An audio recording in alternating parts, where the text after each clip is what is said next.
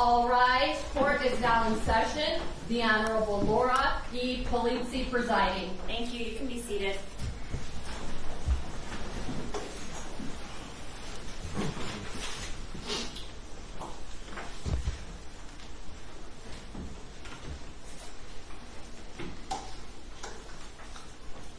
Calling case number 246421 and 246318.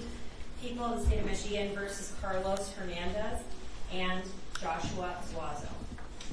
Good morning, Your Honor. May it please the Court. John Betrofess on behalf of the people. Andrew McGarrett on behalf of the people, Your Honor. Good morning, Your Honor. Paulette Michelle Longton on behalf of my client, Carlos Hernandez, who's seated to my right. Good morning, Your Honor. Michael McCarthy, D30169, appearing on behalf of and with Joshua Zuazo, who is seated to my left at the counsel table. Thank you. Okay, today's date has set for a preliminary examination. Are you prepared to proceed? Yes, Your Honor. Thank you, Judge. Thank you. People call Lyndon Murray. Excuse me, before we do that, we want to approach. Yes.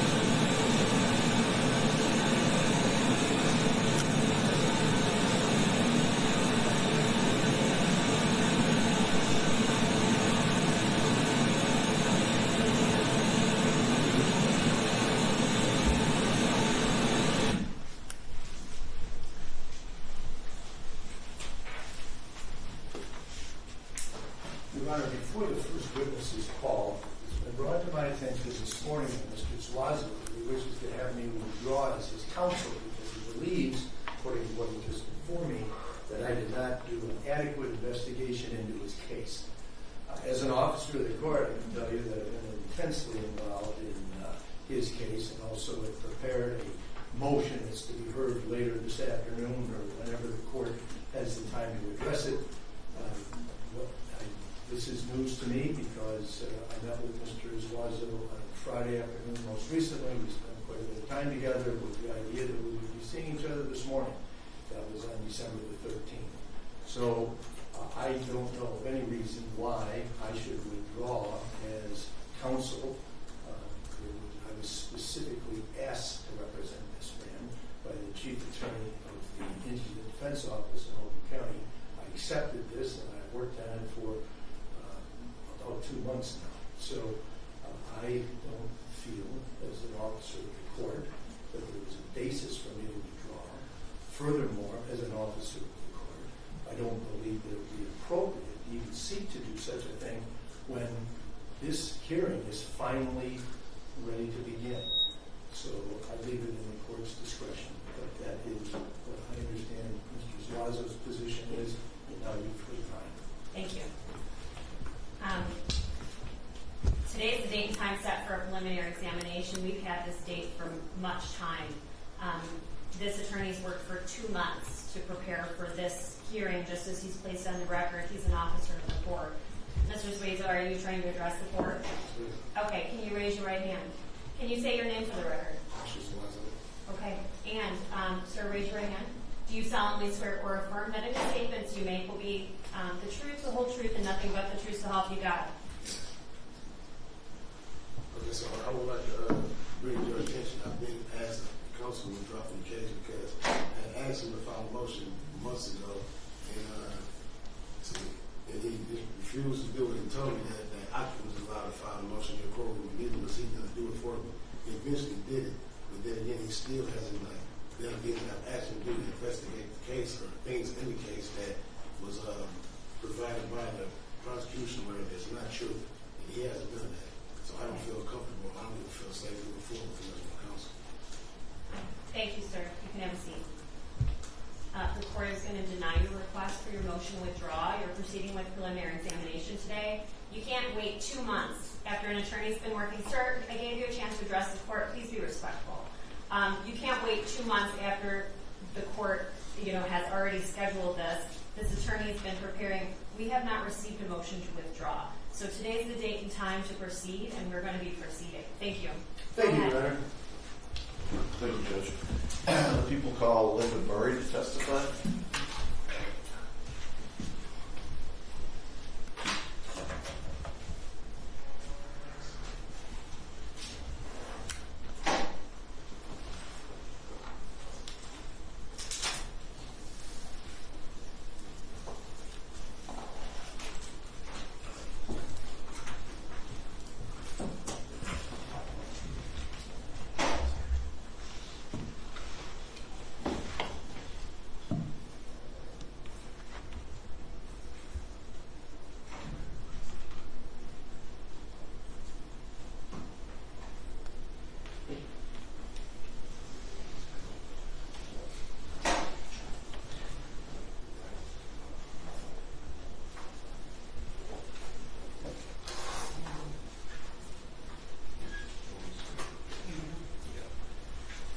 Go to your right, get off the ramp.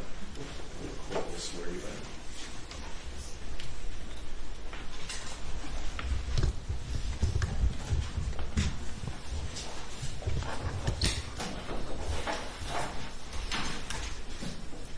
Good morning. Good morning. Have a seat. Ma'am, can you state your name for the record and spell your first and last name for the court recorder? Linda Murray, Lindamurray. Thank you. And ma'am, can you raise your right hand? Do you solemnly swear or affirm that any testimony you give in this matter will be the truth, the whole truth, and nothing but the truth, so help you God? Yes. Thank you. Good morning. Good morning. If you could do me a favor when you testify and speak up very loud, because I have to hear you, but also the attorneys have to hear your answers. If you can do that for me. Yes. Mrs. Murray, if you could tell us, have you been married? Yes. And who has your husband been? Pardon? Who's your husband? Oh, Hussein Murray, And how long have you been married? 54 years. Do you have any children? Yes. How many children do you have? 3. Any grandchildren? Yes. Were you residing in a home with your husband? Yes. What was the address of the home that you'd been residing with your husband? 3730 Newcastle Drive. Okay. Right. Is that located in the city of Rochester Hills in Oakland County, Michigan? Yes. How long ago did you purchase that house? 1999. Okay. And you've been living there ever since? Yes. Was your husband employed at the time of his passing? Yes. And can you tell us how he was employed? He was owner of a jewelry store and a pawn shop. Okay. And what were the names of that jewelry store, and then tell me the name of the pawn shop? The jewelry store was Gold and Glitter, Inc., and the pawn shop was Hamtramck Pawn Brokers. Did he own those together at a certain location? Yes. And what is that location? It's 10,000 Joseph Council in Hamtramck. Okay. And as far as the physical layout, are they in the same building together, or they're separated? No, same building. And how long has your husband owned those stores? Since 1995, I think. Would he go to the stores himself to operate them? Yes? And did he go on a regular basis? Yes. What was your husband's routine for going to the stores? He would get up in the morning, we would have breakfast, and he would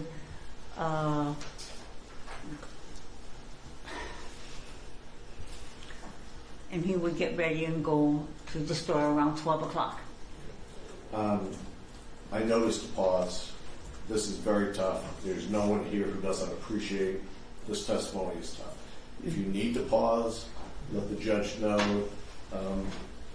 If it gets emotional, it's perfectly understandable, okay? Okay. So, trying to focus on my questions and try to focus on the answers if that helps at all. Okay.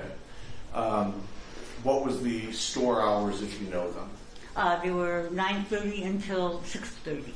And are they open Monday through Friday, Monday through Saturday? Monday through Saturday. And when he would go to his business, is there a car that he would drive? Yes, an Audi. Okay, and what year Audi, if you know? 2011. And had, what color was the Audi? Black. Would he drive that Audi back and forth on a regular basis? Yes. Would he park that Audi any place specifically when he was home? Yes, in the driveway. Okay. What kind of driveway do you have at that residence? We have a circular driveway. Okay. And do you know where he would park that Audi when he would be at his businesses? Normally, it would be on the side of the business on Yemen Street. Okay. And that's an area that's visible to the public? Yes. When he would work at his businesses, was he a hands-on person or would he work behind the scenes? No, it was hands-on. And do you have other family members who have worked at those businesses with him? Yes. Okay. The residence itself, can you describe the layout of your house on Newcastle? It's colonial, 2 floors, 4 bedrooms, 3 baths. And where was the master bedroom located? Upstairs, Okay. toward the front of the house. Does the house have a basement? Yes, And how would you describe the basement? Is it finished, partially finished, or unfinished? it's partially finished. Do you have a garage? Yes, Is the garage attached or unattached? attached. Do you have a vehicle that you would drive? Yes, Where would your vehicle be parked? in the garage. Now, is there any type of security system that you have at that residence? A ring on the front door and by the garage door. And that's a camera that would record stuff? Yes, And it would record audio as well as video? yes. Ring cameras have a lot of different setups. Is it a setup where if there was a notification, you could view the notification from your personal phone? Yes, And you're familiar with how that system works? yes. Did you have any type of security alarm separate from the Ring system? Yes, guardian alarm. And what type of alarm was that? Meaning, do they monitor if there's a break-in or you had a panic button? Yeah, a panic button and they monitor, if there's a break-in. If the alarm, false alarm, means you don't put the right code. Okay. Does the house have any type of safe inside? No, Your husband, would he ever take large amounts of money home from the business and store it at your residence? sometimes, Was it something that you would be aware of? yes.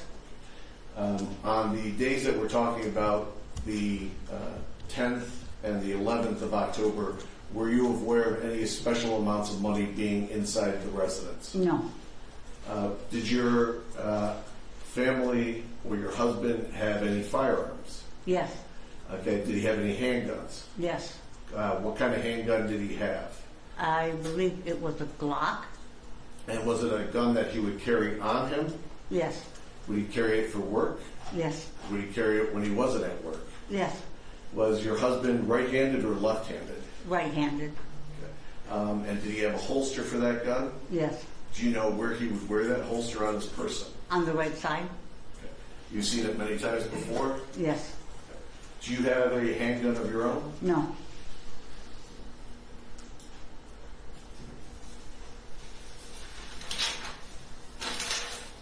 Now, as far as you indicated that you could get Ring notifications to your phone, you had a cell phone at the time? yes, And did your husband have a cell phone? yes, You would communicate to each other by the cell phone. yes. Let me direct your attention to the evening of October 10th, 2024. Do you recall the events of that evening? Yes, Approximately 10 o'clock that evening, can you tell us if something unusual occurred? 2 gentlemen, Mr. Hernandez and Mr. The other one, they came to the door and said that they were DTE employees and that they were checking for a gas leak. Okay. You were at home? Yes, Was your husband at home? yes, Was anybody else at home? no, Was anybody else living in the residence, apart from yourself and your husband, on October 10th, a No. full-time residence? no, Did you have any type of dogs that would alert to people that were at your residence? No. Okay, how was it that you first knew that somebody was at your door on October 10th at 10 p.m.? I had the ring gave me a notification on my phone. Okay, so the ring notified through your phone? Yes. And did you look at your phone? Yes. Now, who went to the door that day? My husband. Okay, and how did you tell him somebody was at the door, or did he hear it himself? No, he heard the ring make the notification, but I told him that there was someone at the door. Okay. And where were you when you told him that? I was upstairs by the master bedroom looking down onto the hallway where the front door is. Okay, and where was your husband when you told him that? Was he also upstairs? No, he was in the family room on his way to the front door. Okay, so you yelled it downstairs to him? Yes. Did you go back into the bedroom, or did you stay out where you could see what was happening? I stayed out. Did you go downstairs, or did you stay upstairs? I stayed upstairs. To have the ability to see down, describe, stairwells are different in different houses. What kind of stairway did you have going upstairs? In the front of the house where the master bedroom is, it was a curved stairway. Okay. So you had no blockage of your view from upstairs to the front door? Correct. Okay, what did you see happen when your husband went to the front door? They said that they were looking for a... Yes. Hearsay.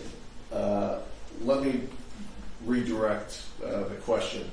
We can't say the word they. Oh, I'm sorry. If you know which person is saying what, if you don't, say, I just heard, okay? So let me ask the question again. Did you hear your husband say anything when he went to the front door? Yes. And what did you hear your husband say? He acted that hearsay. Response. It's not for the truth of the matter asserted, it's just that it was stated. Thank you. I'm going to allow it. Thank you. Very well. Thank you. And what did you hear your husband say? He asked him, he says, hello, can I help you? And Was there a response? Mr. Hernandez says that they were looking for a gas leak in the neighborhood. Okay, and was this through a closed door or an open door? Open door. And what did your husband respond to that? He said, there's a gas leak, and from upstairs, I said, it's kind of late for someone to be coming to the door, isn't it? And he didn't reply to me, but Mr. Hernandez said that they checked the neighbors to see if there was a gas leak, but they needed to check our house. And Mr. Hernandez wanted my husband to sign a clipboard that gave him permission to come in. But then I asked my husband, I said, do you have your gun? And he didn't reply, but I know shortly after, Mr. Hernandez and Mr. Zuazo, he said that they left. They'll come back tomorrow. Okay, let me stop you there. When that was said about a gas leak, had you smelled any gas in your residence prior to that? No. Okay. So that was the exchange at the front door. Correct. Did they indicate about coming back the next day? Yes. And what was said and who said it to your husband? Mr. Hernandez said that to my husband that they would come back the next day. Okay. Did they give a time that they would be back? No. When the two individuals were on the porch, you were able to see that there was more than one individual on the porch? Correct. Okay. Could you see that because of the Ring camera, or could you see it because of where you were standing, or both? I could see Mr. Hernandez from where I was standing, and I could see both of them through the Ring camera. Okay. So, at that point in time, the doors closed? Yes. Okay. Do you typically have your doors locked at night? Yes. Did you have any discussion with your husband about what had just happened? I was curious as to why they were looking for a gas leak when I didn't smell anything. Did either you or, if you're aware, your husband call DTE that evening to see if there were any crews in the area? No. Okay. Did you notify anybody else in your family about what had just happened? No. Do you go to bed that evening like you typically do? Yes. Okay. Do you wake up in the morning? Yes. Okay. On the night of October 10th, do you know where your husband's car was parked?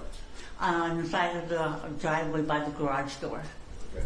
And is that an area that's visible to the public? Yes. In the morning of October 11th, did your husband leave the residence at any time between that evening and the morning of October 11th? No. Okay. To your knowledge, the car was not moved between October 10th and October 11th? October 11th, I had a doctor's appointment, and he had to move his car further down the driveway into the circular driveway so I could get my car out Okay. And then he parked it in the driveway? in the circular driveway. Did you go to your doctor's appointment? Yes. And approximately what time did you return from your doctor's appointment? About 10. Okay. Did your husband accompany you, or did you go by yourself to the doctor's appointment? By myself. What was your husband's typical routine about going to work? What time would he leave to go? Around 12 o'clock noon. Was he staying there for any return of the DTE people? No. Okay. What happened after you had returned from the doctor's appointment? I went to make breakfast, and my husband was watching TV, I believe. And yeah, normal routine. Was there again somebody who came to the front door? Yes. What time would you say approximately that was? 10, 11 In the morning or at night? in the morning. Okay. And how was it that you first became aware that somebody was at your front door? The ring camera reading. Okay. And you received a ring notification? Yes. Did your husband go to the front door? Yes. Where did you go when your husband went to the front door? I was in the hallway behind him. Okay. So you were near the front door also? Yes. How far would you say you were from the front door when he approached it? 10 feet. Can you tell us what you remember happening when you're at the front door? My husband saw them again and recognized them from the night before. And Mr. Hernandez gave him the clipboard to sign. I didn't see if he signed it or not. And they came in. Okay. And they said that they When you say they came in, I'm sorry. were there 2 people, 3 people? How many people came in? I got 2 people, Mr. Hernandez and Mrs. Zuazo. And did you recognize them as the same people who were there the night before? Yes. And do you see those people in the courtroom today? Yes. Could you please individually point to each one and identify an article of clothing that he's wearing? That's Mr. Hernandez there with the beard to the left of the judge. And Mr. Let me stop you right there. Your Honor, may the record reflect this witness is identified Defendant Hernandez. The record will reflect that Defendant Hernandez has been identified. And the other individual, do you recognize the second Yes, individual? Mr. Zuazo is at the end of the table. Your Honor, may the record reflect this witness has identified Defendant Zuazo. The record will reflect that the Defendant Zuazo has been identified as well. Thank you. When you're at that front door area, you said they had the clipboard. Did they have any type of other indicia that they were with DTE that you remember? They had badges that said that they were with DTE, and they had the reflective vests, the yellow one. Okay. And do you recall whether they were wearing masks or not when they were at the front door? Yes, they were wearing masks. What happened after Mr. Defendant Hernandez had shown the clipboard to your husband? They came into the house, Mr. Hernandez and Mrs. Zuazo came into the house, and my husband was going to show them where the basement was. And why was it, do you know what they had indicated about what they were looking for when they were back the second time? They needed to check them. Objection today. I'd like to have the speaker identify if the witness knows, rather than a collective they. Thank you. Can you please have a rephrase? Yes. Was anything said about what they were searching for the second time? They were going... No, it's a yes or no question. Oh, yes. Okay, and who made the statement about what they were searching for the second time? Mr. Hernandez. Okay, and what do you recall him saying the second time? He had to check something on the furnace. Okay, and Do you know where your furnace is located? Yes, And where was your furnace located? in the basement. What happened after they had said something about checking the furnace? My husband went to go show them where the basement was. Okay, and tell us the path that your husband took in the house to go towards the basement. From the front door, he walked about 15 feet toward the kitchen, and then he turned left and went down the hallway to the basement door. Okay. And who, if anybody, went with your husband? Both Mr. Hernandez and Mrs. Zuazo went with him. What happened as your husband approached the door leading down to the basement? Mr. Zuazo went into the laundry room. I thought he would look for the gas leak by the dryer, but he didn't. And Mr. Hernandez said that he forgot his meter, and he had to go get it from the truck. Okay, and at that point in time, had anybody started to go down into the basement? No. Okay. Did Mr. Hernandez go someplace different after he made that statement? I don't know exactly where he went. He went to toward the front door. Okay. And your husband was still there with the defendant Zuazo at that point? Yes. And how long would you say it was after defendant Hernandez walked away that he returned? How much time do you think went by? A minute, less than a minute. Yeah. When he returned, did you notice any type of meter in his hand or anything different than you had seen before? No. What happened after Mr. Defendant Hernandez had returned? My husband and Mr. Zuazo started going down into the basement, and Mr. Hernandez was behind them. Okay, so your husband was leading the way down the stairs. Uh-huh. Is that correct? Yes. And behind him was Defendant Zuazo, Yes. and behind him was Defendant Hernandez. Yes. And where did you go when they proceeded down the stairs? Went back into the kitchen to finish making breakfast. Okay. Now, does that door to the is there a door to the downstairs? Yes.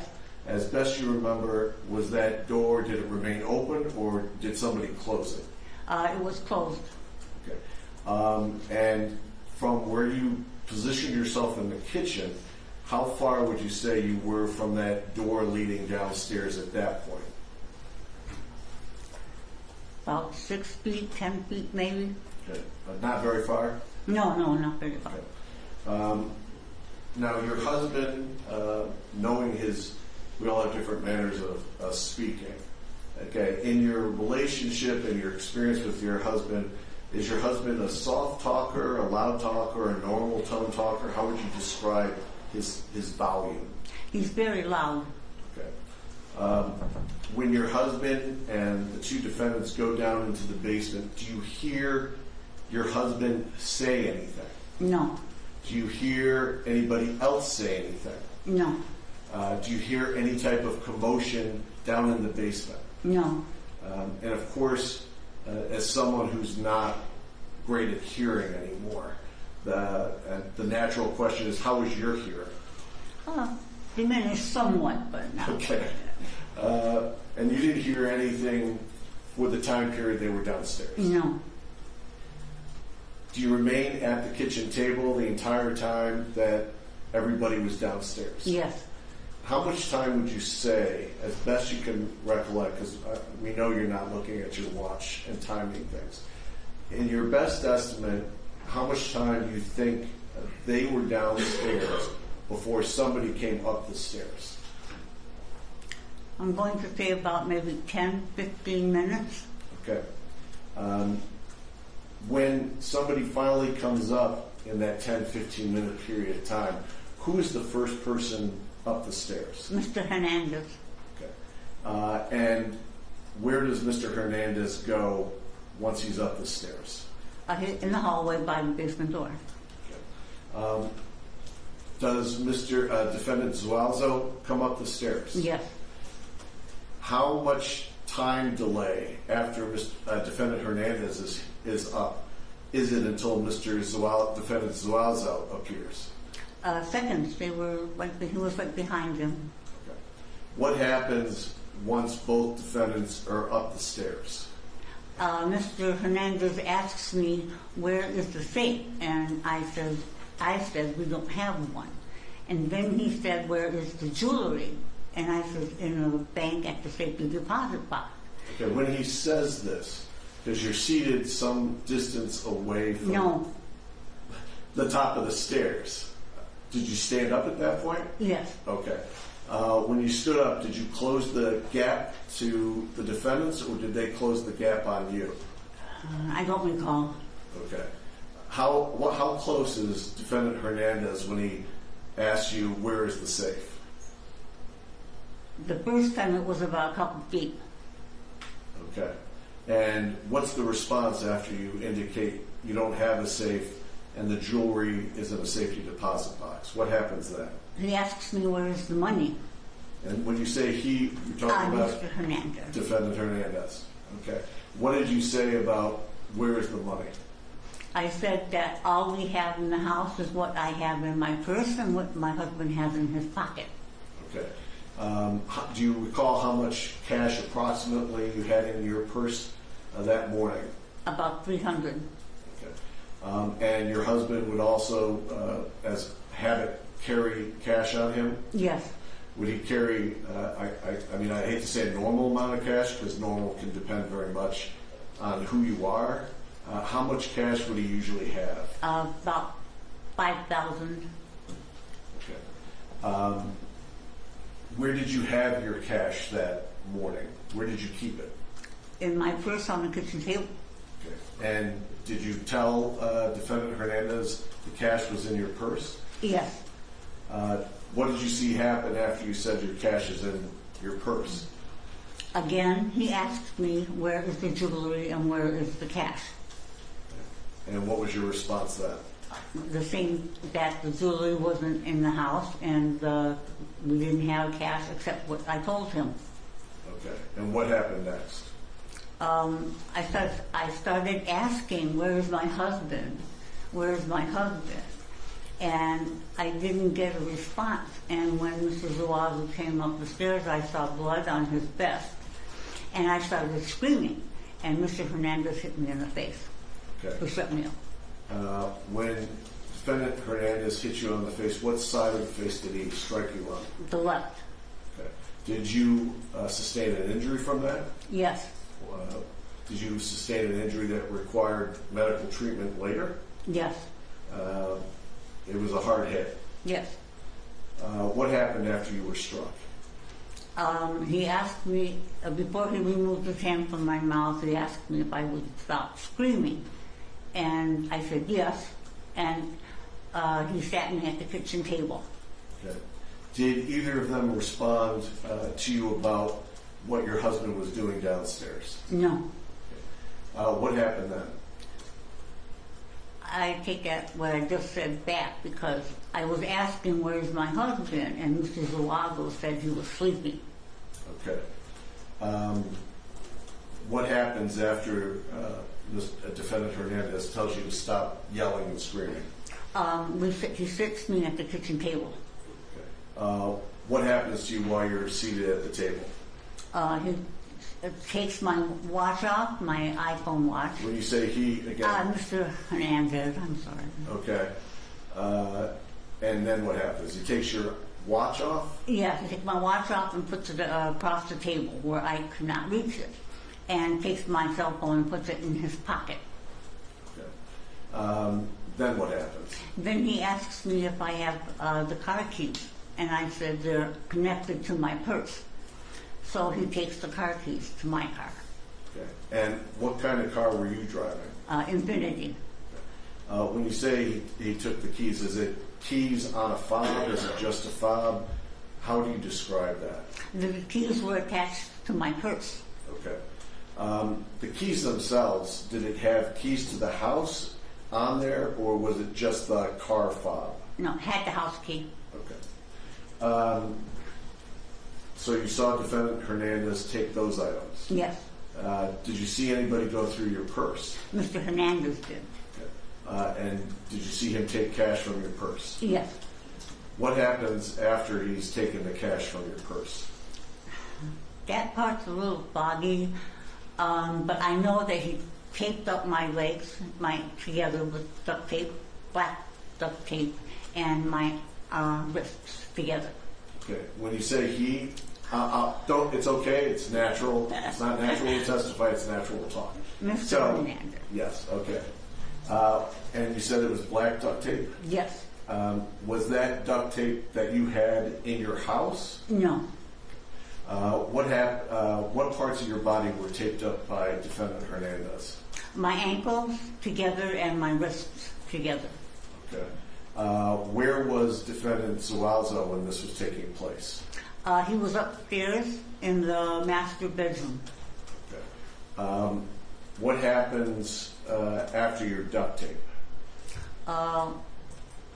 Mr. Zuazo was upstairs in the master bedroom, and I could hear the drawers hitting the floor.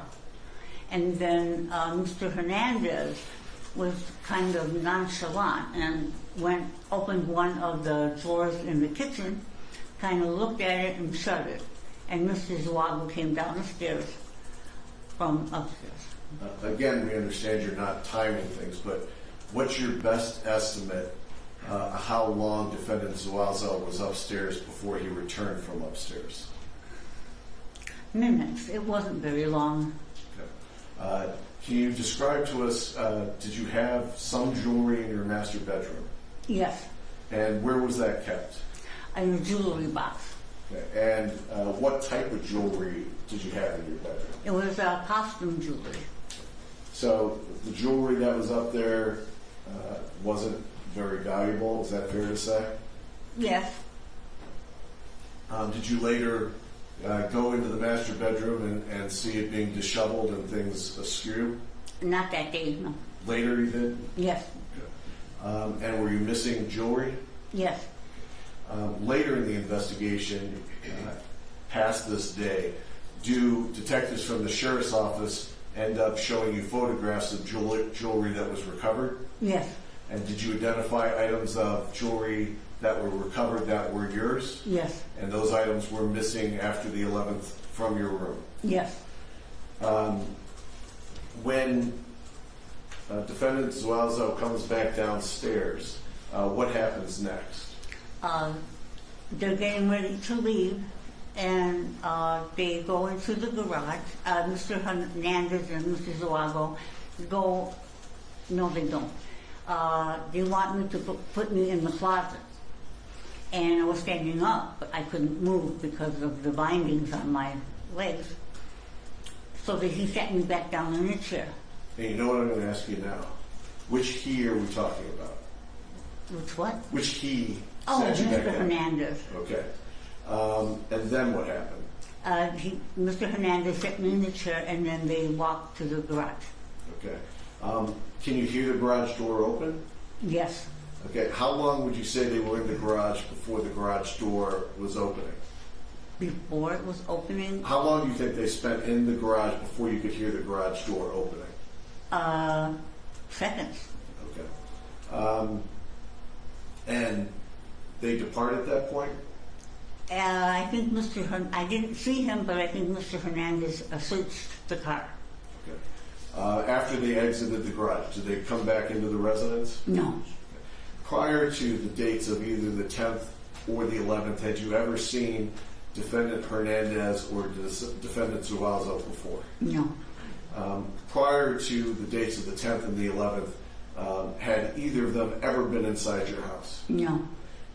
Inside your residence, did you have in the basement area any type of zip ties? No.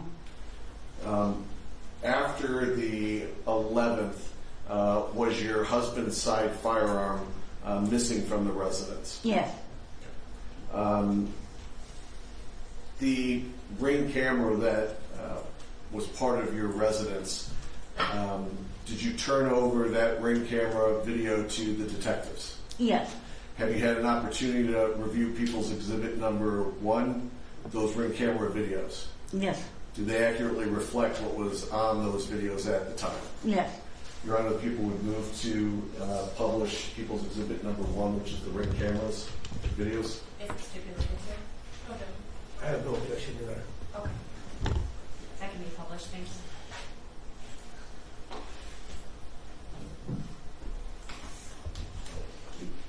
Thunder.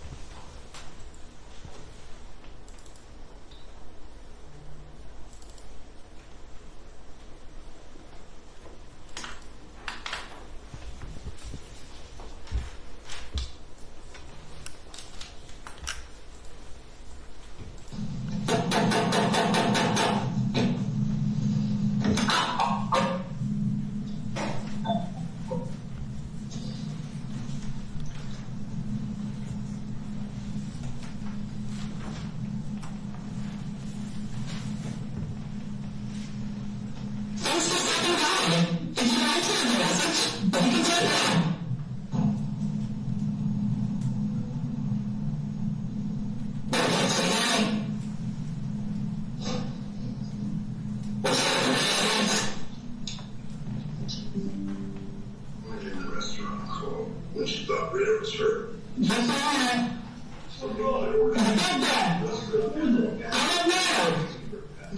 It's DTE.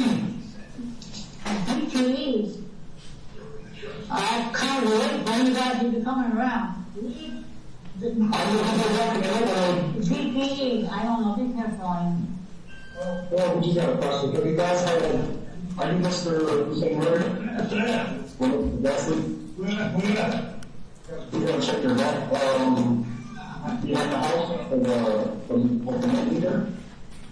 Thank you.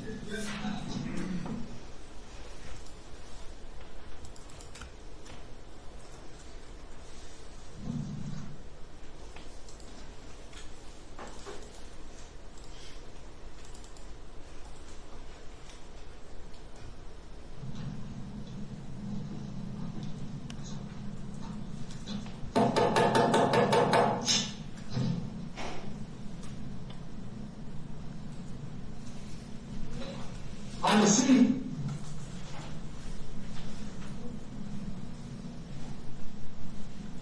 Yeah. Hello? I'm coming. I'm coming home. Yes, cool.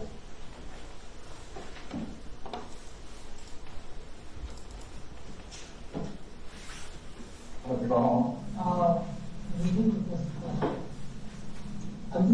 And I don't want to bother you guys for waiting, but we had to check the outside. Yeah, I understand. I understand. You are on a fence. Listen, I did. How you doing today, sir? I'm alright. So, you want to read?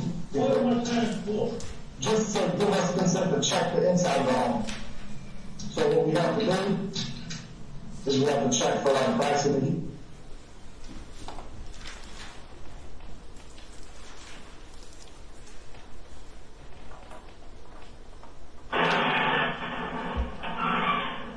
Come on, man.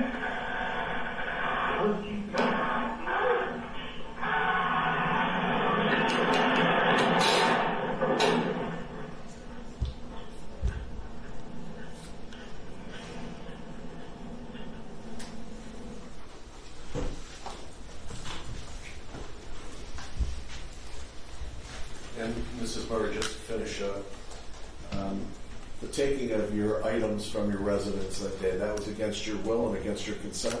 Yes, against my will. When you were struck, that was against your will? Yes, And being restrained, that was also against your will? yes. I don't have any other questions, Judge. Thank you. Cross-exam.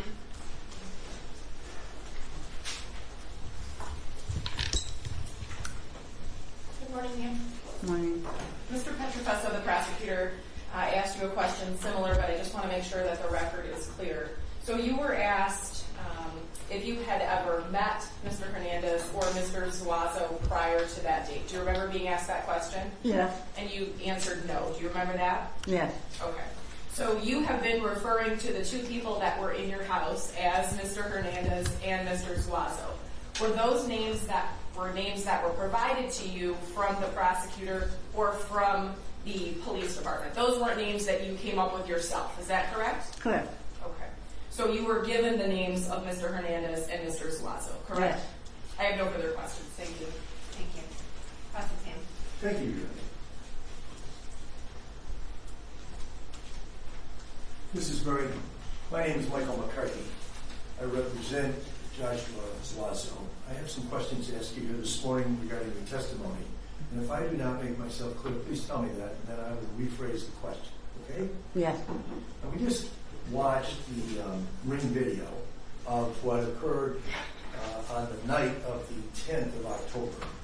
And you were, as I understand your direct testimony, but you correct me if I'm wrong, you were upstairs on the second floor with a good view of the front door where your husband answered the door. Is that correct? Yes. And so you were able to see one person in the doorway. Is that correct? Yes. And you didn't see a second person there, correct? No.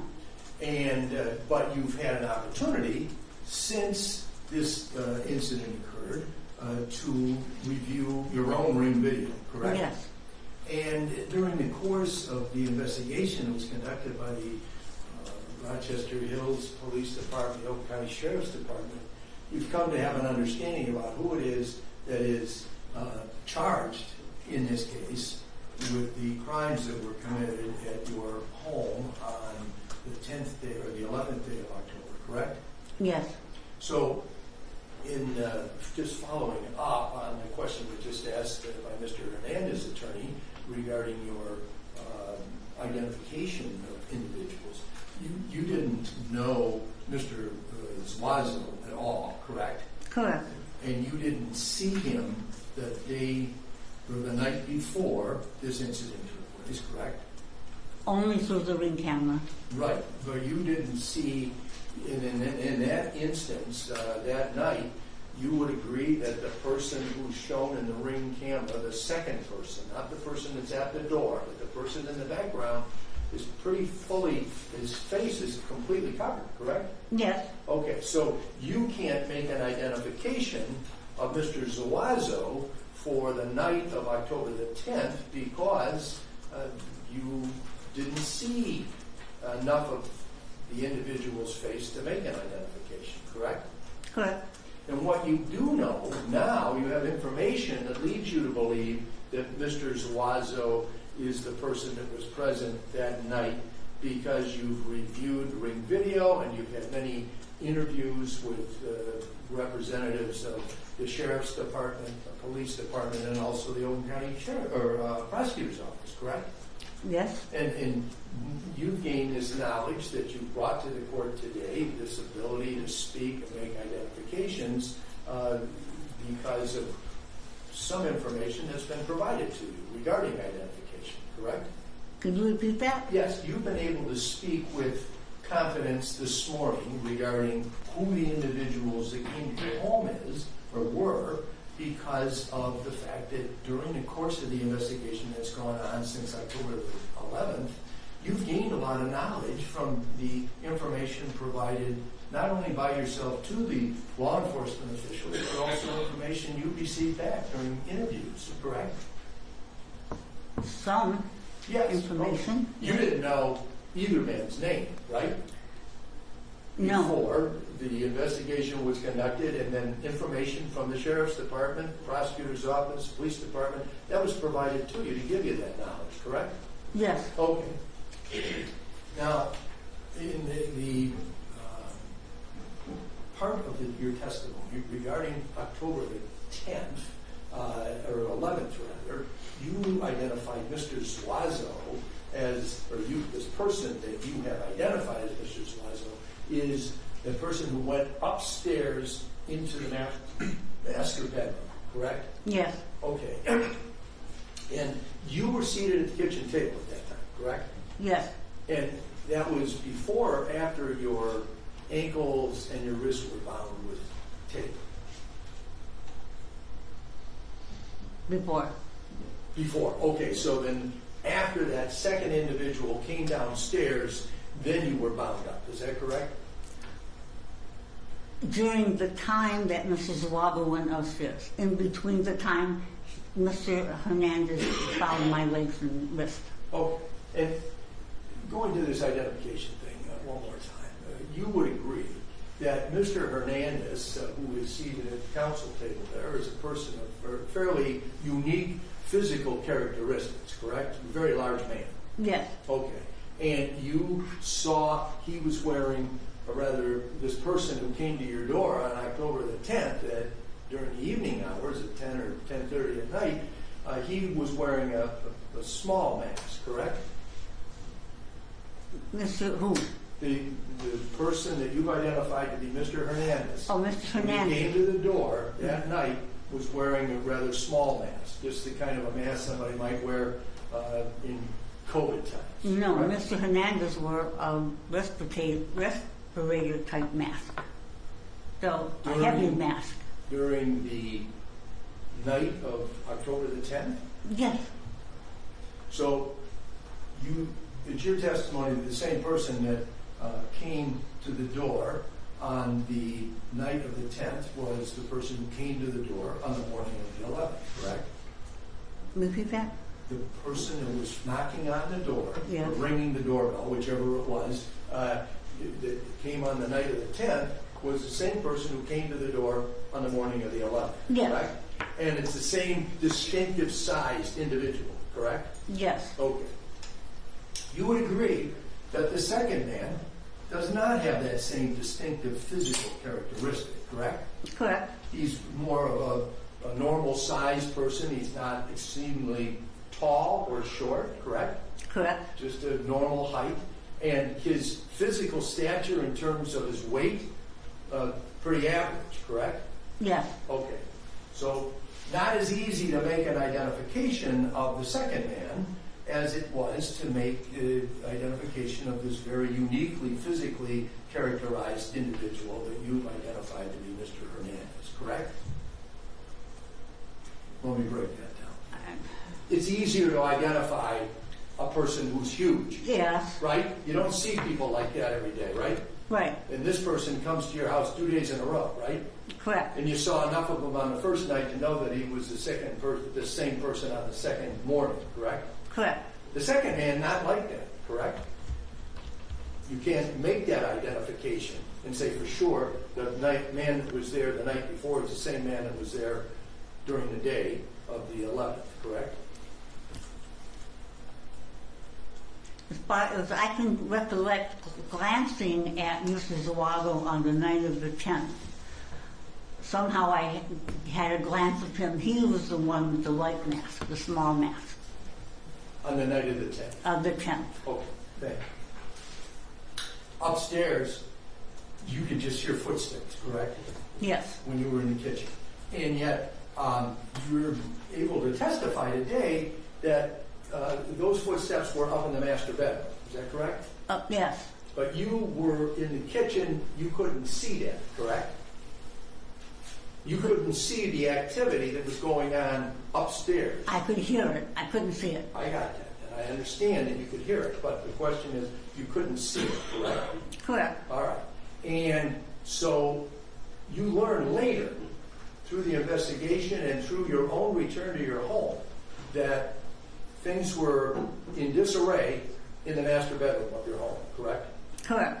Now, is it possible that you made a connection between what you heard on the day, 11th of October, and what you saw on the day that you were able to return to your home after being hospitalized, and came to the conclusion that it was Mr., or at least the second man, who was up in the master bedroom because you saw the damage there? Correct. All right. Is it a possibility that you put those two things together, what you heard downstairs and what you saw later, to make the testimony that you gave today to be that I heard him up in the master bedroom? Yes. Thank you. and I want to make sure you understood that question. You put those two things together, right? You heard the noise on the 11th. You saw the damage on a subsequent date, correct? Yes. And you put those two things together and you came to the conclusion, oh, he was up in the master bedroom while that was going on, right? Correct. Yes. Okay, very good. Thank you. Now, you've already testified in a direct examination that you didn't know either one of these two people, correct, before this incident. I have a hard time hearing Oh, you. I'll speak up. You've already testified in a direct examination that you've never encountered either one of the two individuals that came into your home that day. Correct. And this was a very upsetting experience, correct? Correct. And you had concerns while it was going on about what had happened to your husband, correct? Correct. And you were screaming at one point, according to your direct testimony, correct? Correct. And then you yourself were struck by who you identified to be Mr. Hernandez, correct? Correct. And you sustained a serious enough injury that it required your hospitalization for a period of time. Correct. Would it be fair to say that this experience in your life is the most upsetting experience you have ever had? Yes. Thank you. I have no further questions. Thank you. Thank you. Just briefly, just want to follow up on just a couple things that Mr. McCarthy brought up. He indicated something about your conclusion that Defendant Zuazo was going through your bedroom while you were down in the kitchen. Did you hear that line of questioning? Yes. For that conclusion, did Defendant Hernandez ever go upstairs? No. Okay. So that's how you draw the conclusion. Is that Correct. okay? Also, Mr. McCarthy had asked something about identification with Mr. Zuazo. After Defendant Hernandez and Defendant Zuazo come up from the basement, do you have any recollection of Defendant Zuazo's mask being in a different place than when it was when he went down the stairs? My recollection is, I think so, And what do you think you saw? that the mask was missing. And that it wasn't in place when he was back in front of you after coming up the stairs? Correct. Do you have any doubt in your mind that Defendant Zuazo was one of the two individuals in your house that day? No. Do you have any doubt in your mind that Defendant Hernandez was one of those two individuals who were in your house that day? No. I don't have any other questions. Can I just follow up on that? One question you're going to ask? Mrs. Murray, as to the mask, you've just testified now on direct examination that perhaps Mr. Zuazo's mask was not on his face when he came back upstairs? Correct. I think so. Did you ever give any information along those lines to the investigators from the Sheriff's Department? Recently. Recently? Yeah. Okay, and how recently was that? Last week. Okay, thank you. I have no further questions. Thank you. No Anything reason. else for this witness? Thank you. Dan, thank you. You can be excused. Thank you.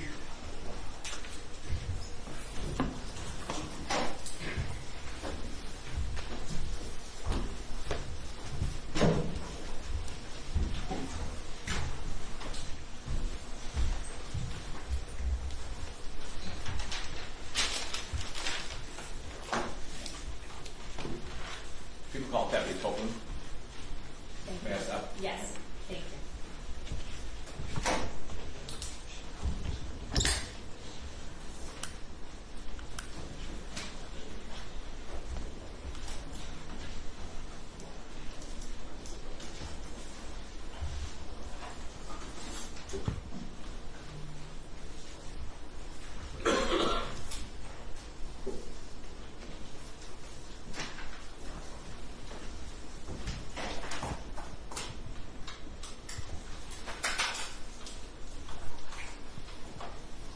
Your Honor, just be a moment. He went upstairs to his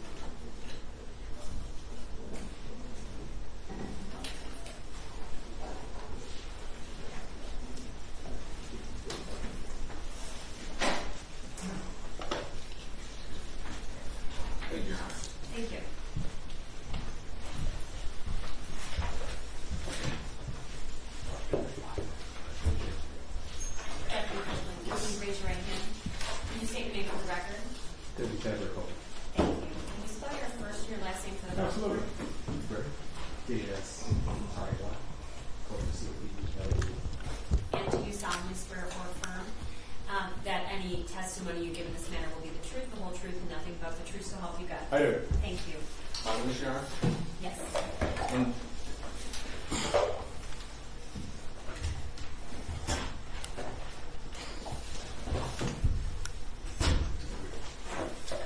Okay.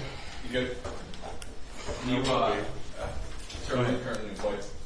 Oakland County Sheriff's Office, How long have you been in the Sheriff's Office? 20 years. And prior to your appointment with the Sheriff's Office, do you have any other law enforcement experience? And where are you currently assigned? Out here at Rochester Hills substation. Okay. How long have you been assigned to the substation? Off and on about, I'd say about 12 years or so, give or take. I want to draw attention to the morning of October 11th of this year. Do you recall that day? Yes. Okay. On a particular day where did you receive a dispatch to 3730 Newcastle? I did. Okay, what was that nature of that dispatch? I was dispatched to a robbery at this location on that day. When you first received that dispatch, where were you at? I was in the area at the time when the call came out. Right. When that call came out, did you go to that location? I did. But how long did it take you to arrive to the location after receiving that dispatch? Less than 5 minutes. Okay. And the information in that dispatch, what was the nature of that information that you had? It said a lady called indicating that she was the house was robbed, and she was duct taped around her wrist, and her husband was in the house, she believed at the time. Regarding this incident. And on that morning of the 11th, were you wearing the same Oakland County Sheriff's Department uniform we had on? Yes. Okay. And when you arrived to that location, you recall what time of the day that was? I was during the day, so probably late afternoon, I believe. And late morning, I can't remember. do you recall what shift you were working that day? Days. Day shift. When does the day shift start? When does that end? 7 a.m., 3 p.m. And so do you recall it was earlier in your day shift or later? It was later in the day shift. I say after, I believe it was after 12:30 maybe. And when you arrived at the location, Yes. had you ever been at that location before? No. Okay. When you arrived there, did you arrive there by yourself or did you have a partner with you? No, I was the first one there. I was by myself. When you arrived, where did you park?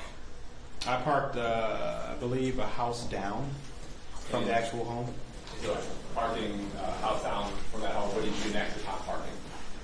What did you do next after parking? I walked up to the house, knocked on the door, rang the doorbell, I believe.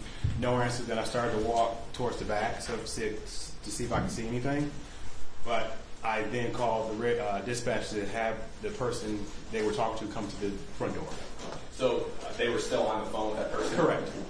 Okay. Did someone come to the door? Yes. And did that person open up the door for you? She did. What, if anything, did you observe about that person when you opened up the door? Her wrist was still duct taped, and she had a bruise under, I can't remember which eye. She had a bruise, and I saw a little blood, and she was very upset. And was she still on the phone when She was. Okay. What happened next? At that point, she told me that some DTE workers came last night, and they came back today, and then she said they got robbed. Well, she said she got robbed. And she said she believes her husband's still in the house, but she's not certain, and that they already left, and she was still talking to my dispatcher with the phone, so I said, you can get off now. And then I cut the duct tape off of her wrist, and then we stood by the foyer area of the home to wait for the rest of my partners to arrive so we can clear the house and see what else is going on. And did more deputies arrive? They did. Okay. How long after you cut the duct tape off her wrist, did they arrive on scene? That was a quick response. I think the second officer showed up minutes after. And upon the other deputies arriving to the scene that day, what happened next? Once we removed her from the home, we began to clear the first level of the home. When you say clear the home, what does that mean? Checking the area to make sure everything's secure, everything's safe at that point. And we're still trying to find the husband because she indicated, again, she didn't know if she was taken by them or still in the house. She believed that he was in the basement because that's where he was last at when she last saw him with the two guys that were in the home. Okay. When you guys were clearing the house, what portion of the house were you charged with clearing? Well, the way it normally works is, depending on how many bodies you have, depending on how many officers you have, determines how you're going to go about clearing in terms of how many go into a room, how many are going to clear the certain area in the first level, because it was colonial. So we're dealing with the first level, second level, and the basement. So we started with the first level. We cleared that area. And then when my partner showed up, we then went downstairs. And who's your partner that you're speaking of? It was Sergeant Myers, Deputy Stenai, Deputy Scruggs, Deputy Kavlik. I want to say one more, but I can't remember. So it's based on how many deputies are on scene? Yes. How the clearing goes? Yes. Okay. And did you go to the upper level? We did. Okay. And did you eventually make your way to the basement? We did the first level first, and we went to the basement next. So the basement was cleared second? Correct. Okay. And what, if anything, did you observe on your way to the basement? So before we even went down to the basement, because we cleared the first level, and then I stood by the entrance to the basement, and I observed blood being on the wall and the handrail before I even went downstairs. So you saw blood on the wall and the handrail? Correct. Before heading to the basement? Correct. Okay. And do you make your way to the basement? Yes. What, if anything, did you observe while you were down in the basement? So once we went downstairs to clear the basement, one of my partners observed a person laying on the ground in like a laundry area, utility room area. Did you observe this person as well? I did. Okay. And what did you observe of this person?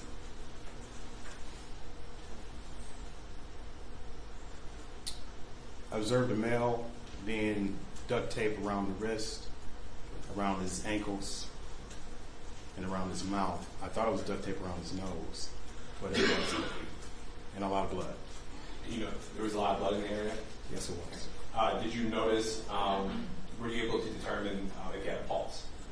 I checked both his wrist and his neck, and I couldn't tell at the time. I don't think I had a pulse with that. Did you observe anything on him? Did you observe a gun or anything on him? There was an empty gun holster around his waist. I was looking for that and a shell casing possibly because I didn't know the nature at the time. Did you observe any shell casing or anything like that? No. And upon locating that person and checking for a pulse, what did you do next in your investigation?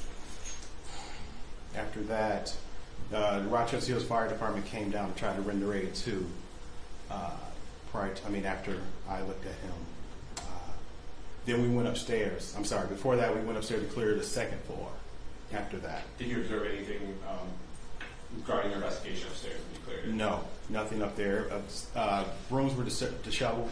Other than that, nothing stood out. Okay. I have no further questions, Your Honor. Thank you. Cross-examine. Good morning. Hello. So you just testified about your involvement in being the first officer. Did your involvement in this case end on that day? Other than obviously appearing here to testify. After that, I wrote a report about it. Other than that, I didn't have no other involvement at that time. Okay. So you've never had any interview or any interactions with Mr. Carlos Hernandez, is that correct? Correct. Thank you. No further questions. Thank you. Cross-examine. I have no questions for this. Thank you. Anything else from the No retract based on that question. Thank you. Thank you. Thank you. You can call Valerie Maya to stand. Thank you.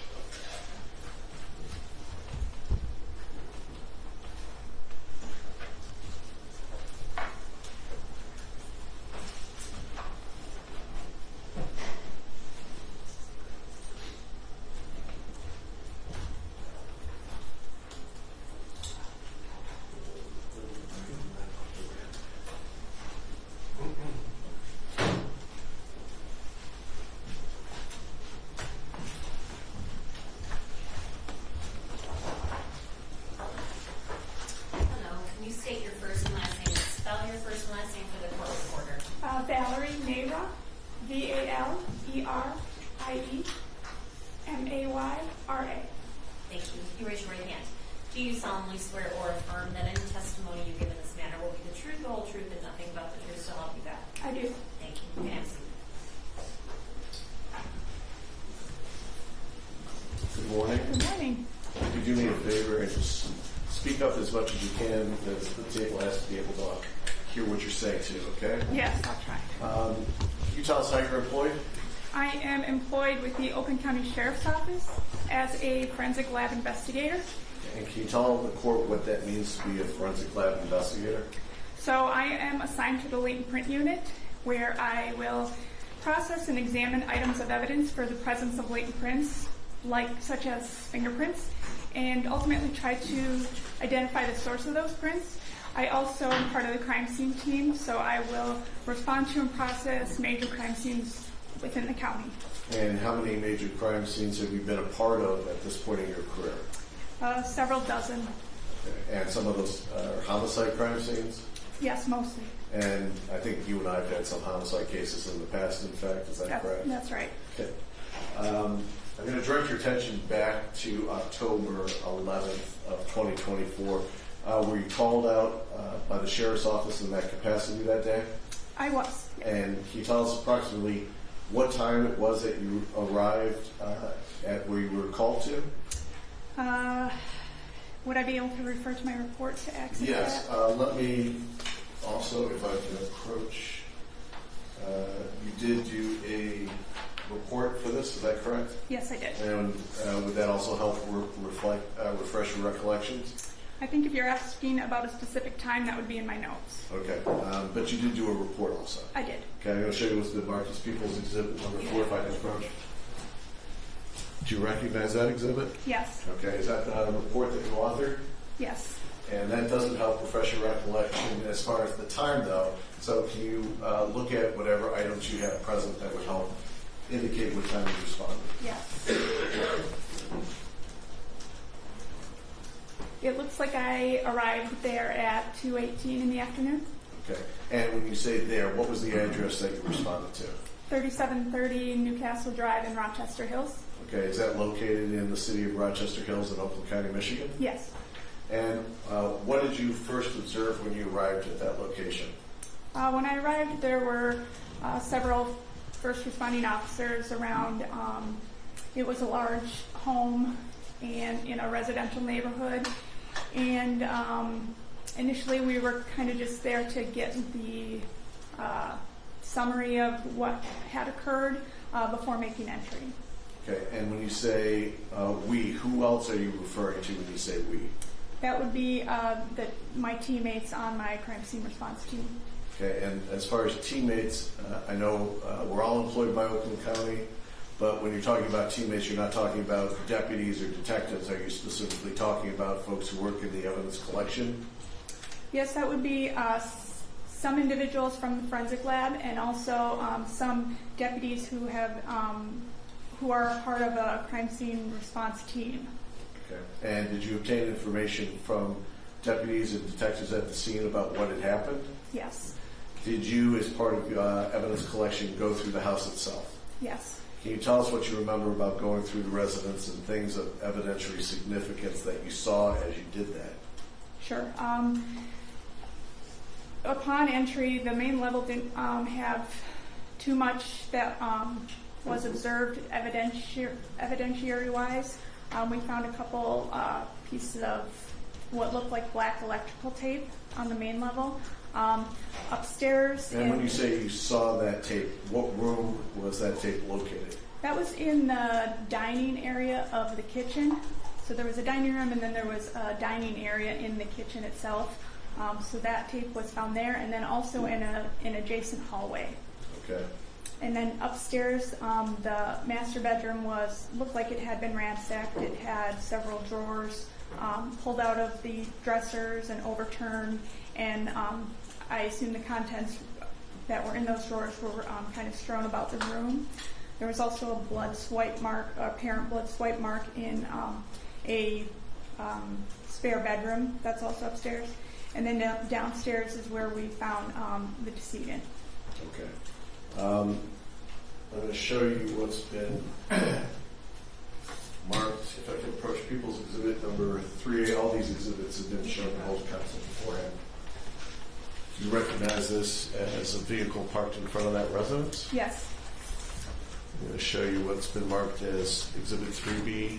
Do you recognize this as the entryway to that house, the front? I do.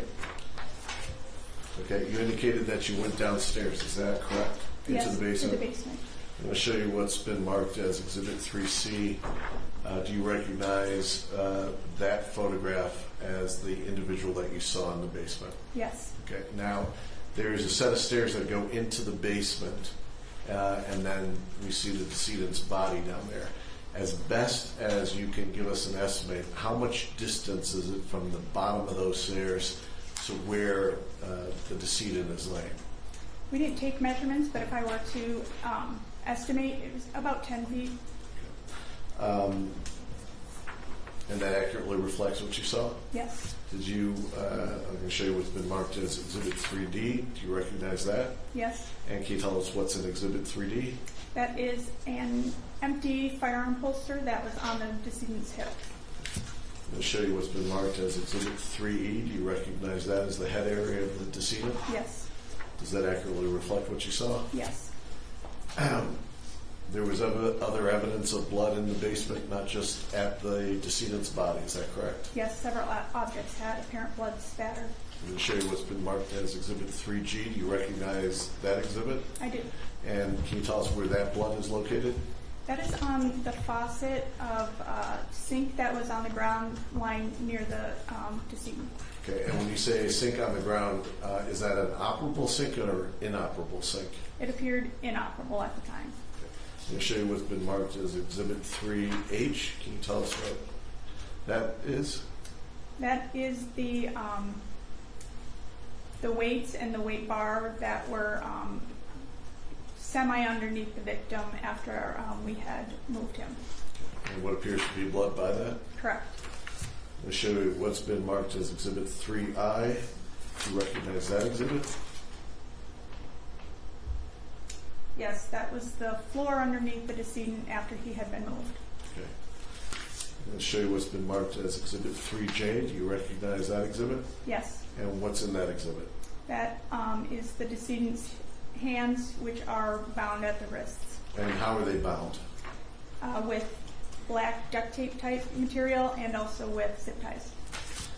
And I'll show you the last exhibit, exhibit number 3K. Do you recognize that? Yes. And can you tell us what's in that exhibit? That is the decedent's feet, one which has a shoe on it, and then the matching shoe which is nearby.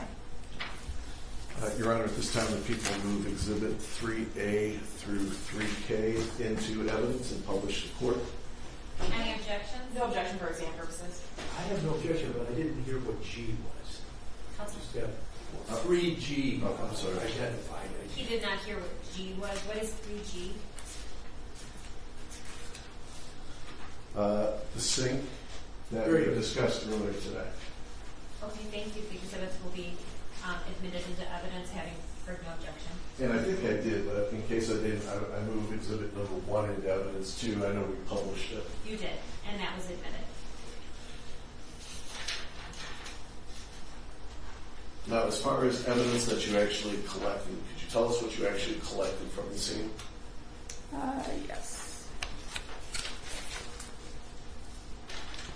Do you just want me to go through them 1 through 20? Yes, if you collected evidence and you gave it a designated number, if you could do both so that we know what number goes to what piece of evidence. Okay, the number that I numbered it at the scene? Yeah, as numbered in your report. Okay. So number 1 were some tape pieces that were found on the kitchen floor. Number 2 was a piece of tape that was found in the hallway that led to the garage. Number 3 was a section of tape that was found on the kitchen island. Number 4 were a pair of glasses that were found on a shutter on the basement floor.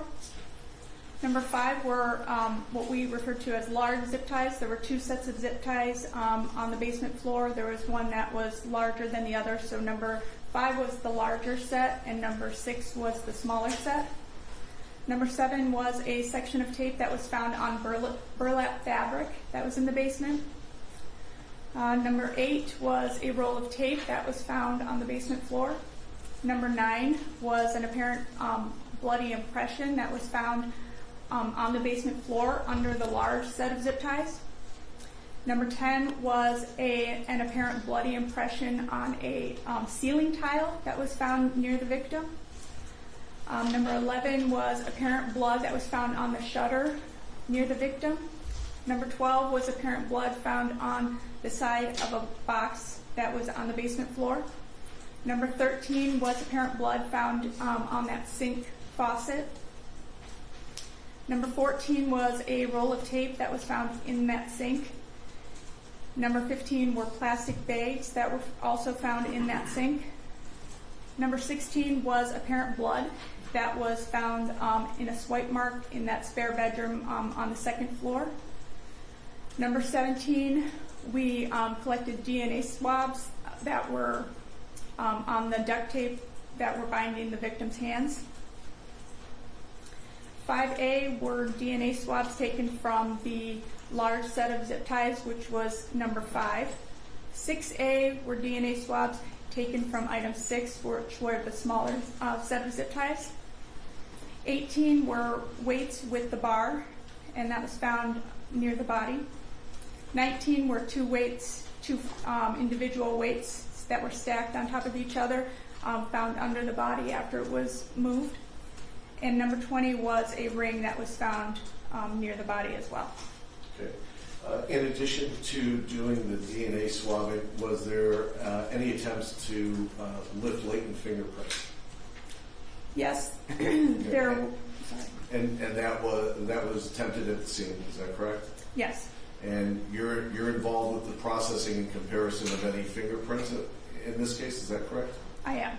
Okay. And at this time, those results have not been completed. Is that fair to say? Correct. Okay. People would move People's Exhibit number 4 into evidence. I don't have any other questions. Any objection for exam purposes? Oh, I have no objection either. Thank you. Exhibit 4 is admitted. I didn't have any other questions. Thank you. Any questions, ma'am? Yes, thank you. Ma'am, just some clarification as to number 17. You indicated that it was duct tape that was found on the victim. Are you able to elaborate which victim? Obviously, there's 2 in this case. Was it the male or the female, if you know? It was the deceased male. I have no further questions. Thank you. Positive.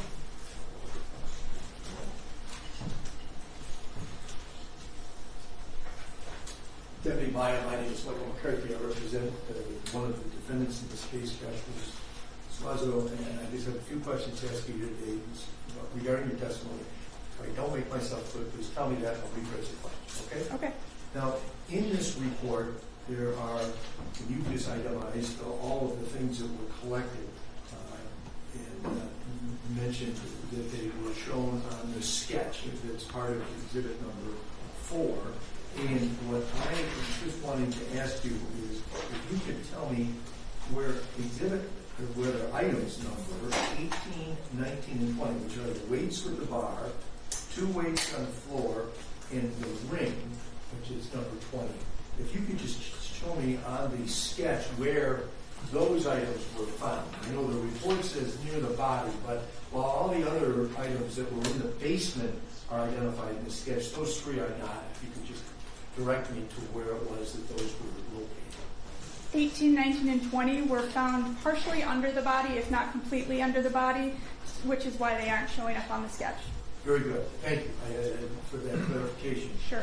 Now, you mentioned that there was some fingerprints that were taken, but you don't have a report yet. Is that correct? That's correct. Where exactly were these fingerprints? Well, first of all, let me ask you this. The fingerprint, that's your responsibility, your area of expertise in the forensic science laboratory, correct? Yes. And so in your investigation at this house in Rochester Hills that day, where did you obtain prints that you could actually examine? In other words, latent prints that you found on the scene. So we collected the plastic that was found in the sink that was next to the body. Okay. Plastic is a good surface for leaving fingerprints, so I collected those items and I processed those for fingerprints and have developed several fingerprints on that plastic. So the items, it's a singular type of thing that from which you've obtained the fingerprints that have to be examined. Yes. That is plastic that was found in the sink that was laying on the floor, not an operation. That's correct. And this plastic, was it related to anything that you could observe, or you came to a conclusion that it was related to? It was just in the sink, which contained apparent blood. It also had the roll of duct tape that was found in the sink was in kind of on top of that plastic, kind of sunken in, and it all had apparent blood on it. So I don't know the evidentiary value to it until I'm able to test it. And I understand that. And this plastic, did it appear to be the type of plastic that covers an item before it's purchased, or was it plastic that is like cling wrap that you use to wrap up food? So the plastic consisted of 3 items. One was just a Home Depot grocery bag type of plastic. Okay. One was a deflated red inflatable. I'm not sure exactly what it was, but it was something that could be inflated. And then there was a large piece of clear plastic. I'm not sure what it's used for. It's kind of a tarp type of deal. It might be laid down for if somebody's painting or something, but it was a very large piece of clear plastic, which is where I found all of the prints that I developed. Okay, so the ones you were able to develop came from this tarp type plastic, for lack of a better term. Correct. And not from the Home Depot bag. Correct. And not from the inflatable item. That's right. Thank you. I have nothing. Thank you. No reason, Your Honor. Thank you. Thank you. You can excuse me. Your Honor, the people about to call the medical examiner. I just want to give that notice to the family because they're not pleasant details that are going to have to be testified to. No photos will be shown, but if anybody does not want to hear the details, this would be the time to exit the courtroom before we start testimony. Thank you. You can call Dr. Bryan.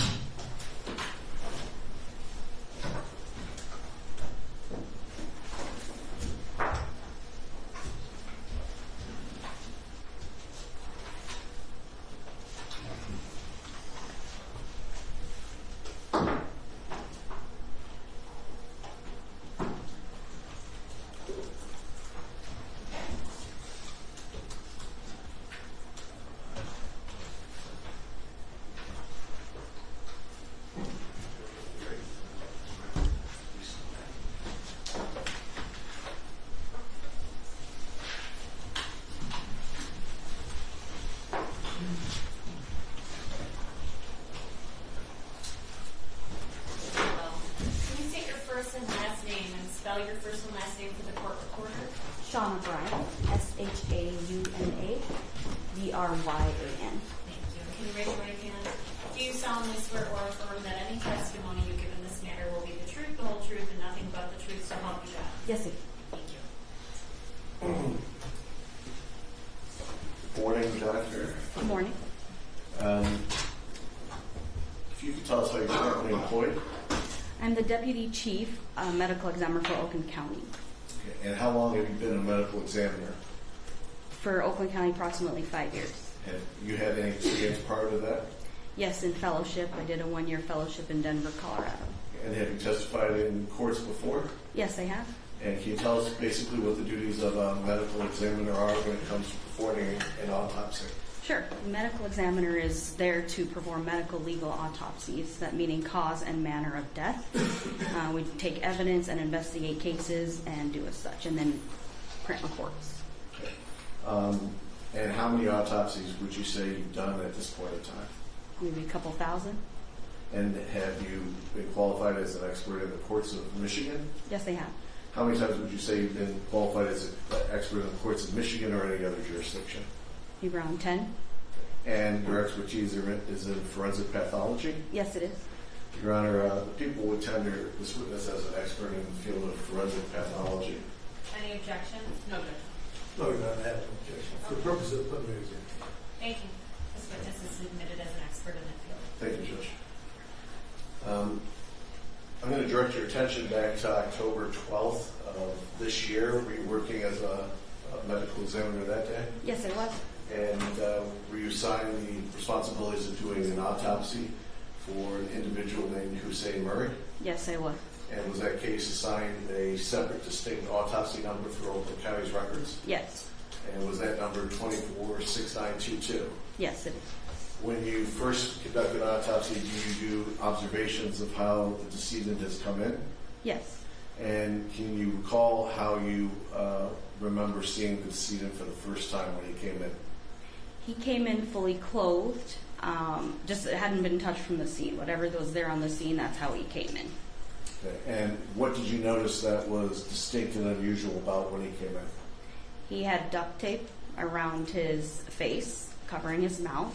He had duct tape around his hands and feet, also zip ties around his hands and paper bags covering his hands. And he was fully clothed, had blood on him. And just while he was still clothed and had not been cleaned up, was there any evidence of injury that you could see? There was just blood on him at that point. And your findings you end up placing into an autopsy report, is that correct? Yes, I do. I'm going to show you what's been marked as People's Exhibit number 2. Is that the autopsy report that you compiled for this case? Yes, it is. Yes. As far as the basic physical observations, did you determine what the victim's, Mr. Murray's age was at the time? Yes. And how old was he? It's approximately, he came in and he looked the age of 72 years old. Did you determine a weight? Yes. And what was his weight? I could refer to. Yes, if that helps refresh. Yes, we do weigh everyone who comes in, and he is 295 pounds. And did you determine a height? Yes. And what was the height determination? 72 inches. After that, did you start looking for evidence of injury? Yes. And can you tell us, when you were looking at Mr. Murray's head, what you noticed as far as evidence of injury? So evidence of injury is a lot blunt force injury to the head, which are contusions, bruisings to the face, lacerations around the jaw, around the left side of the scalp and the back of the scalp, and he had fractures of his bone. Okay, and which bones were fractured? The jaw. The jawbone. Okay. I'm going to show you what's been marked as exhibit number 2A. Ask you if you recognize that as the number designating this case for your records. Yes, that's it. I'll show you what's been marked as exhibit 2B. Do you recognize 2B? Yes. Can you tell us what 2B is? That's a photograph, unwashed, of Mr. Murray. I'm going to show you what's been marked as 2C. Do you recognize that photograph? Yes, it's a photograph of the top of his body with his hands tied. I'm going to show you what's been marked as exhibit 2D. Do you recognize that? Yes, that's a facial shot of Mr. Murray after he's been cleaned. I'll show you what's been marked as 2E. Do you recognize 2E? Yes. And what is shown in 2E? This shows the bottom inside lip of Mr. Murray and the injuries there. I'll show you what's been marked as 2F. You can tell us what you see in 2F. That is the laceration or torn part of the scalp of Mr. Murray. And do you recognize that photograph? Yes. And finally, photograph 2G. Do you recognize that? Yes, that's the other laceration in his scalp. Your Honor, the people, for purposes of exam, would move exhibit 2 and then 2A through 2G into evidence. Any objection? No objection for exam purposes. No objection for summary examination. Okay, and those exhibits, having heard no objection, those exhibits are admitted. Okay. I'm going to leave the photographs up there for you just as far as reference points. You indicated that you saw injury to the head. Yes. Okay. Did you see any internal injuries? Yes. And what were the internal injuries that you saw? In the head, when we open the scalp, we reflect it back, and they call it subcutaneous hemorrhage. He had diffuse hemorrhage all over the scalp, and there's 2 muscles here that are also under the scalp that had hemorrhage in them, or bleeding. Did you notice any fractures internally? Not, other than his jawbone, no. Okay. What about the neck area? Did you examine the neck area? Yes, I did. And can you tell us what injuries you observed, if any, at the neck area? On the neck, he has diffuse bruising from the jaw going down to about the collarbones and abrasions underneath all of what we call the strap muscles in the neck that connect certain bones to the head so you can move your neck. There's hemorrhage and all of that, bleeding. Underneath that, there's something called the hyoid bone, which is a U-shaped bone that sits high up in the throat. Both sides of these bones are fractured. Okay. Had you ever seen crushing like that before? I have in other cases, yes. Okay. And what kind of force or pressure does it take to do that? The kind of force and pressure it takes is something specifically on the neck, which is why I list neck compression as the cause of death. It's something like a strangulation in your hands or your foot or your knee or some kind of object specifically placed on the neck and crushing it. That's the force it takes to break that bone. Okay. The photographs that you've identified, there's some injuries to the top of the skull. How would you say that was done by blunt force trauma? Yes, it's blunt force trauma.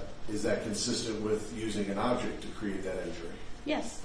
Is that consistent with using the butt of a gun to create that injury? Yes. For the cause of death, what did you determine the cause of death was? Neck compression. Okay, and when you're talking about neck compression, how long would it take for that compression to last to cause death? It depends on the state of the person. He's tied up. He's older. He probably can't struggle and fight back much. So I'd say a matter of minutes, like less than 10 minutes, I would say, if you're firmly holding onto the neck for a long period of time. And through your examination, was there a way to tell whether or not Mr. Murray was conscious and still breathing when this attack was taking place? He was conscious and still breathing up until the point he asphyxiates, however long that takes by the neck compression. I know this because the injuries to the face and the neck, he's still breathing and inhaling because in his lungs there's a lot of blood. And did you determine a manner of death? Yes. And what did you determine as manner of death? Homicide.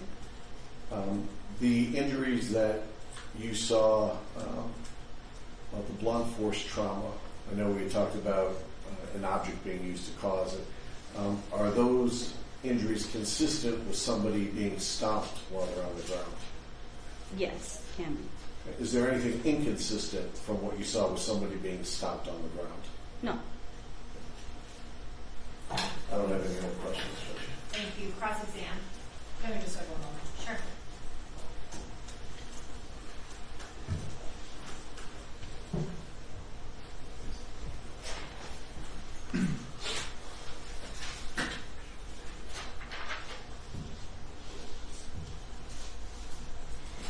Good morning. Right. The only question I have, obviously you just testified that the cause of death was neck compression. I know in cases that I previously handled, especially with choking or asphyxiation, you do see markings from fingers or some type of imprints on the neck. Was any of that found in this particular case? No. I have no other questions. Thank you. Thank you. Cross-exam. Thank you. Doctor, my name is Michael McCarthy. I'm the attorney representing one of the co-defendants in this case, Joshua Zuazo. I have a few questions that you this morning regarding the testimony. If I don't make myself clear, please tell me that, and I'll rephrase the question, okay? Okay. All right, thank you. I have some questions about the 10-minute period that you estimated during which the neck compression was ongoing before death. Is that correct? Yes. And so how is it that you're able to make that estimate of time that it would take 10 minutes for the decedent to have actually died? I don't know specifically that it took him that. I'm saying if you're unable to fight or you're unconscious for some reason and somebody's holding a pressure to your neck, it's not going to take much time to die from that and asphyxiate. Would the fact that I noted in another's part before you got to the cause and the manner of death in your report, you examined the heart of the decedent, is that correct? Yes. And you noted that he had arteriosclerotic disease, advanced, is that correct? Yes, he does. And so that puts a person, and this is a man who is 72 years of age, in a compromised physical condition, correct? So that type of heart trouble? Yes, but he also had bypass grafts that were pain. Well, I understand that. In fact, I think there was 3 bypasses that you noted in the autopsy Yes. protocol, correct? But the bypasses didn't cure the arteriosclerotic disease because you noted that as well. That's correct, but they bypass the disease part of the arteries. They don't have anything to do with his death. Okay, so you note that he's got this disease, but he's actually got a perfectly functioning heart at the time that October the 11th will be out, the date of death. Is that right? Yeah. Okay. Now, the hyoid bone is fractured on both sides. Yes. Right? Is that something that it would occur in one action? In other words, can a person's hyoid bone be fractured on both sides in one blow, or is that something that must be repeated in order for both sides to be fractured? It's not necessarily like a blow. It's some kind of compression, something being held on the neck. Okay. It's not like you're someone in a car accident or jumping off a building and they fracture a bunch of bones. That never is fractured. This is something specific where there's compression exact on those points in the neck. So it could have been one time and then maybe another time. Okay, you were asked during the direct examination by Professor about would the injuries you noted be consistent with being stomped by a foot? Yes. Remember that question, and your answer was that was consistent. Is that correct? Yes, he has other blunt force trauma, and I'm meaning the contusion on the outside and the bleeding in the neck. That is blunt force injury, stomped. But the hyoid bone specifically itself, not really from a stomp, more of if you can take your foot and then hold it down on somebody's neck, if you imagine, you have to be compressing this part of the neck in a specific manner to cause that bone to fracture. But the other injuries, yes, from a stomp. And if a person of great size were to press their foot on someone's hyoid bone on their neck consistently, would that accomplish what you've just testified? Yes, it could. Somebody that weighed in excess of 300 pounds. Yes, it could. Thank you. I don't know. Thank you. No redirect, Judge. Okay, thank you. You can be excused. Judge, I have one last quick witness before the lunch break. Sure. If I can retrieve the Of exhibits course. and publish the report.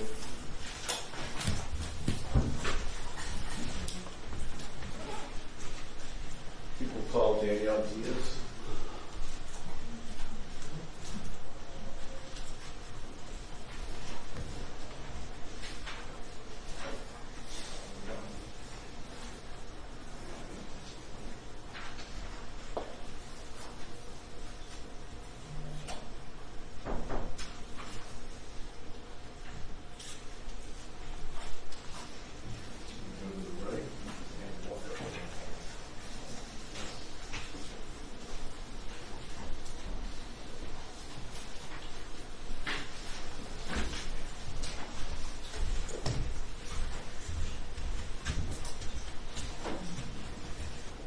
Thank you. Could you state your first and last name and spell your first and last name for the court recorder?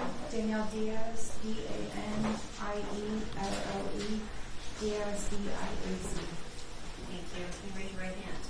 Do you solemnly swear or affirm that any testimony you give in this matter will be the truth, the whole truth, and nothing but the truth, so help you God? Yes. Thank you. Thank you, Judge. Good morning. Good morning. My name is Jonathan Professor. I don't think we've met before other than briefly in the hallway today. Is that correct? Correct. And you're here because you were required to by subpoena by the Sheriff's Office and the Prosecutor's Office. Is that correct? Correct. Okay. Can you tell us, do you know Carlos Hernandez? Yes. And can you tell us how you know him? He is my son-in-law, Okay. Who is he married to? my daughter. And do you know Joshua Zuazo? I don't know him by that name. What name do you know him by? Yogi. Okay. And how do you know Yogi? I've only met him like a couple of times. I don't know him. How long have you known Carlos Hernandez? About 3 years now, 3.5. Yes, I'm having a hard time. 3 or 3.5. Okay. Today, before you came to testify, out in the hallway, you were shown a video of a Ring camera, which is People's Exhibit number 1. Is that correct? Yes. And do you recognize Mr. Hernandez in that video? Well, he has a mask on, so Do you recognize that person as Carlos Hernandez? yes. And did you identify the second person as Joshua Zuazo, or Yogi, as you know him? Well, I'm going to object to the form of the question. If she can make the identification here, but I think what she did before is irrelevant.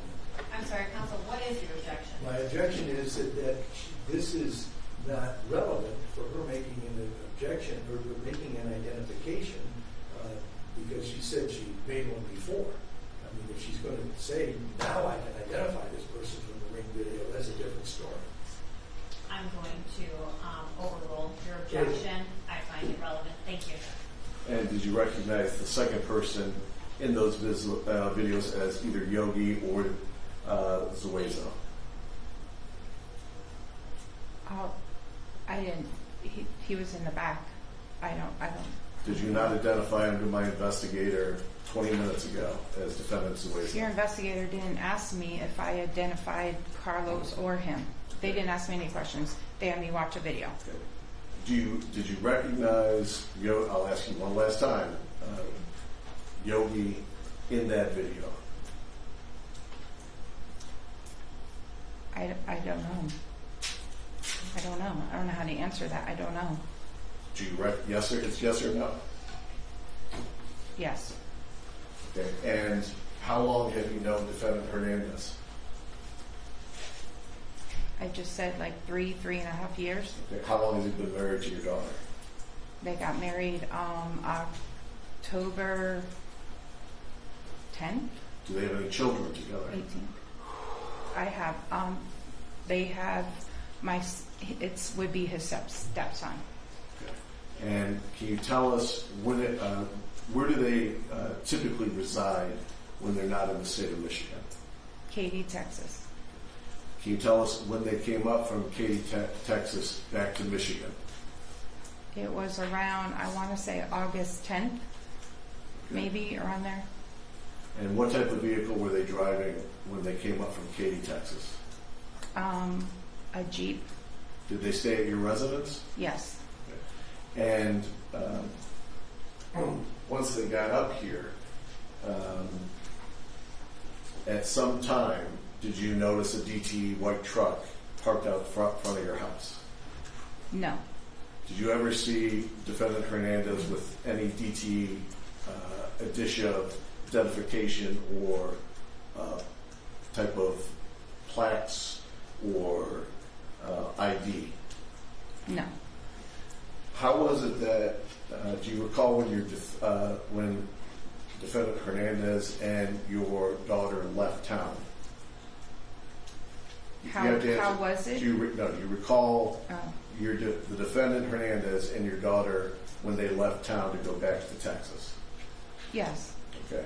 And what time of day or night was it that they left? I don't exactly know what time. I know it was night. I was sleeping. I'm in bed by 8:30, 8:45 every night. Okay. Do you recall the day they left town? It was, I don't exactly know the exact date. I think it was on a Friday. Well, actually, yeah, it was on a Friday. Okay. Have you stayed in touch with Defendant Hernandez either by email or phone since he's been in custody? We have video chatted. How many times would you say you video chatted with him? It's not so much video chatting with him, it's just saying hi to him on the video camera. Okay. Did he have a birthday recently? Yes. Did you post on your Facebook wishing him a happy birthday on your Facebook? Yes. You posted that you loved him? I do. I don't have any other questions, Judge. Thank you. I don't have any questions.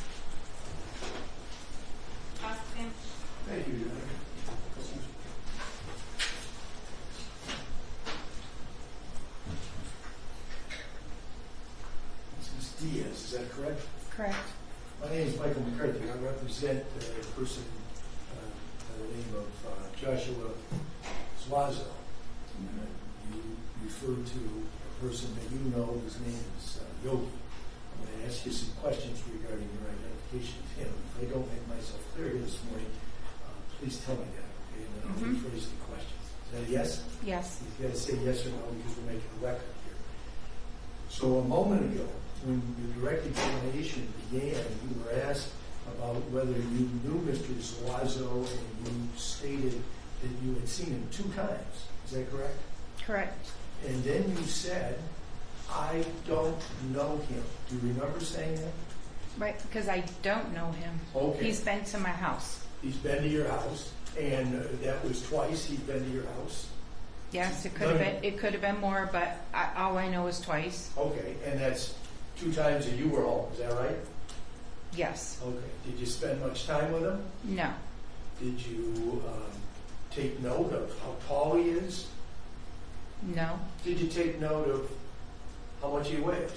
No. Did you take note of the length of his hair? No. Did you take note of the color of his eyes? No.